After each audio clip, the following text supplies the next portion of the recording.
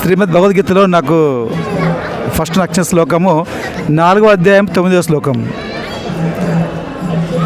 జన్మ కర్మ చావే దివ్యం యోగం ఈ వ్యక్తి తత్వత తత్వాదేహం పుందరిని అయితే మేమేది సో అర్జున.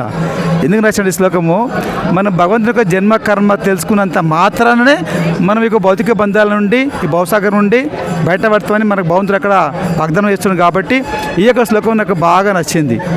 ఎందుకంటే చాలా ఈజీ కదా భగవంతుని యొక్క, అంటే కష్టమే కానీ నాకు అది ఈజీ అనిపించింది. భగవంతుని యొక్క అవతరణము ప్లస్ ఆయన యొక్క చేసే విధానాలు అవన్నీ కూడా బాగా నచ్చినాయి. కాబట్టి ఇది తెలుసుకున్నంత మాత్రమే మనకు శ్రద్ధతో తెలుసుకున్నంత మాత్రమే మనకు ఈ యొక్క భౌతికం నుంచి బయటపడే అవకాశం లభిస్తుందని సాక్షాత్ భగవంతుడు చెప్పేందుకు నాకు ఈ శ్లోకం బాగా నచ్చింది. అట్లే ఇంకో శ్లోకం కూడా ఉంది మనకు భగవద్గీతలో 9వ అధ్యాయం లాస్ట్ శ్లోకం కూడా ఉంది కదా, మన్బనాభవ మాద్దక్తు మాధ్యాజమ నమస్కరు మామే వయసు యుక్త మాత్మాన మత్పరాయణ. ఈ శ్లోకం కూడా బాగా నచ్చింది. ఎందుకంటే భగవంతుని చేరుకోవాలంటే ఇక్కడ భగవంతుడు చాలా మనకు స్పష్టంగా చెప్తున్నాడు, మీరు మీ మనసులో ఎల్లప్పుడూ నన్ను స్మరించండి, నా భక్తులు కండి, నాకు ప్రణామం చేయండి, నా భక్తి చేయండి.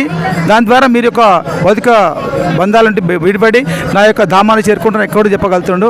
అదేవిధంగా భగవంతుడు మనకు ఇక్కడ 15వ అధ్యాయం 7వ శ్లోకంలో చెప్తుండు, మమై వాంశో జీవోలోకే జీవభూత సనస్తన మనుష్య కర్సతి ప్రకృతి స్థాని కర్సతి అని చెప్తున్నాడు భగవంతుడు. ఎందుకంటే ఈ యొక్క జీవులందరూ కూడా నా యొక్క అంశాలే.